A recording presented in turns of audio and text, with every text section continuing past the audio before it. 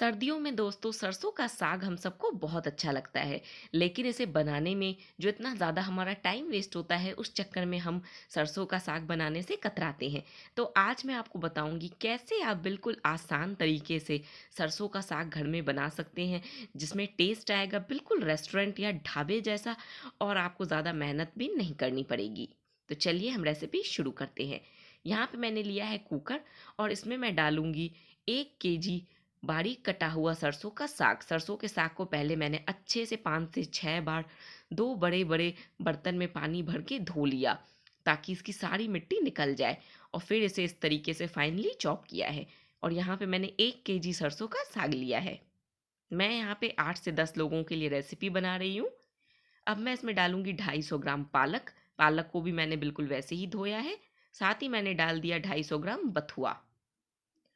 अब इसमें डालूंगी आधा कप पानी और 1 बड़ा चम्मच नमक। दोस्तों, बथुए में बहुत ज़्यादा मिट्टी होती है, तो आप उसे अच्छे से धोएं। वैसे तो सभी साग आपको बिल्कुल अच्छे से धोने हैं, नहीं तो साग में खाने में आपको मिट्टी लगेगी। अब कुकर का ढक्कन करूंगी बंद और इसे हाई फ्लेम पे 7 से 8 सीटी आने दूंगी। उसके बाद इसे 5 मिनट के लिए लो फ्लेम पे रखूंगी। कुकर में 1 सीटी आ गई है, तो इसे मैंने शिफ्ट कर दिया है दूसरे बर्नर पे। अब यहाँ पे मैंने कढ़ाई ली है, इसमें मैं डालूंगी 3 बड़े करछी रिफाइन ऑयल। जब तक साग बॉयल होता है हम तड़का बना लेते हैं।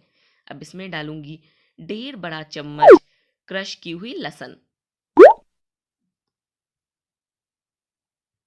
इसे हम लो फ्लेम पे पकाएंगे। ये देखिए लहसुन का कलर अब चेंज हो रहा है, तो यहाँ पे मैंने एक तेज पत्ता डाल दिया है।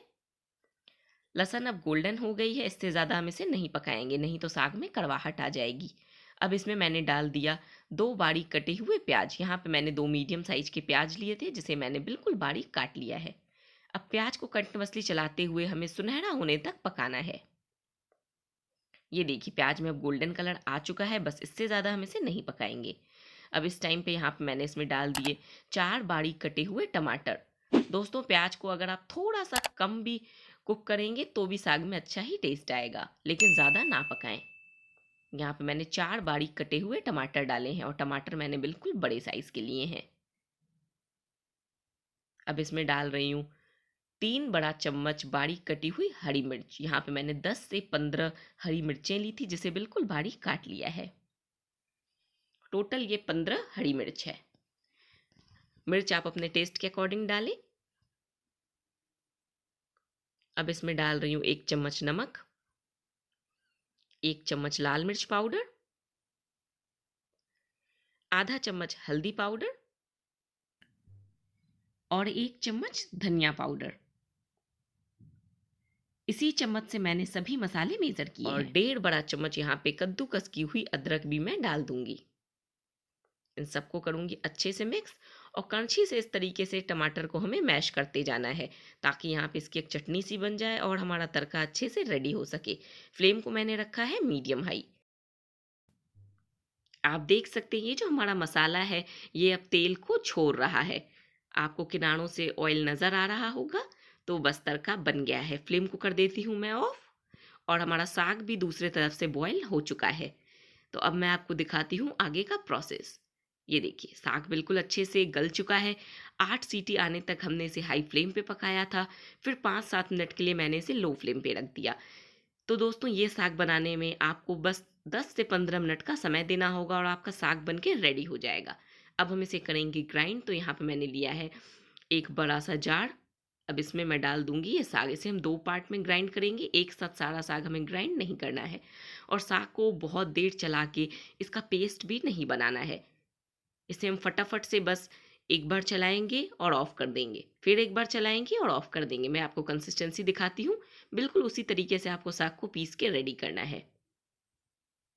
ये देखिए 2 बार मिक्सी को ऑन ऑफ करते हुए मैंने यहाँ पे चलाया है। आप देख सकते हैं साग यहाँ पे इस तरीके से पिस चुका है। इसी कंसिस्टेंसी का साग आपका भी होना चाहिए।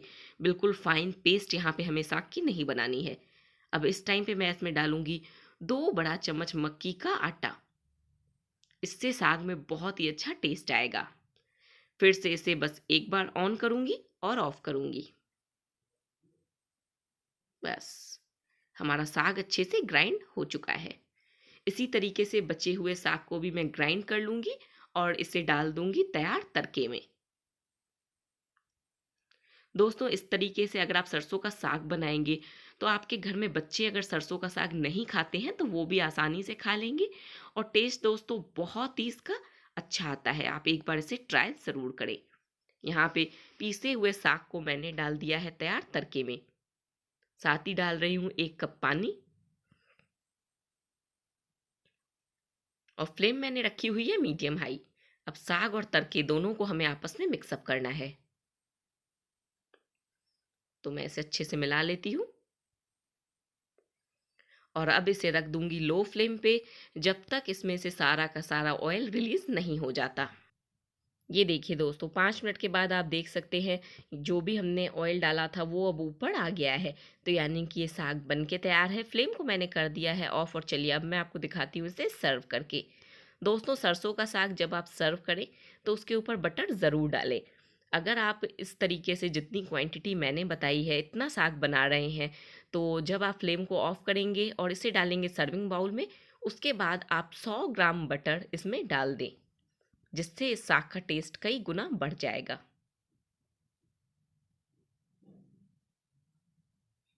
ये देखिए, तैयार साग को मैंने डाला है सर्विंग बाउल में और अब इस पे डाल रही हूँ बटर।